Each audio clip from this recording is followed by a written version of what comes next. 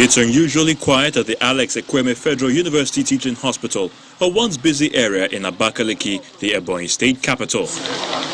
Obviously, this is indicative of the effect of the nationwide industrial action by resident doctors on the government-owned facility.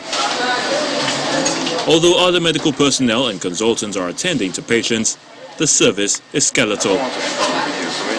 Came here as early as around 7:50 or so, and I'm still here. It's almost 1 o'clock. I have not been attended to. And I believe if the doctors were not on strike, I would have been attended to by now. And as well, and I'm not even sure if I will be attended to today. Maybe it will be deferred till next week.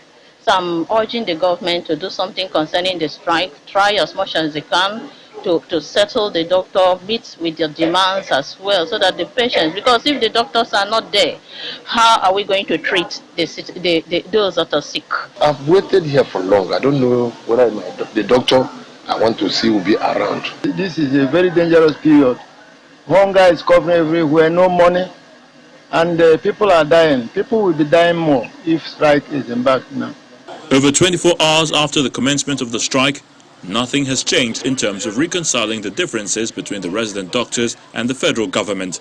We're not moving ahead. So there's a fundamental problem somewhere. Wherever it is coming from, I don't know. But NARD is saying that we are no longer interested. We want evidence-based fundamental rights to be done, given to us as what we demand. Like the Alex Ekweme Federal University Teaching Hospital, the action is also affecting services and other public healthcare institutions in Lagos, Bayelsa, Cross River and Plateau states.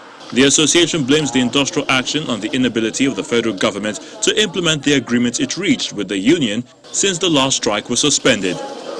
If you go through the NARD communique, there are about 17 burning issues, which led to the strike. We have a circular from the Federal Ministry of Health that removed those house officers from the scheme of civil service. So which means that in terms of their remuneration and their welfare will no longer be determined by the civil service. So we feel that this is not acceptable. We have in so many centers, as we speak now, resident doctors that are being owed more than 6 months' salary.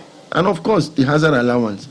You won't believe that till now, a doctor's hazard allowance is still 5,000 naira. Both parties may have to consider those who are at the receiving end of the strike and find a lasting solution.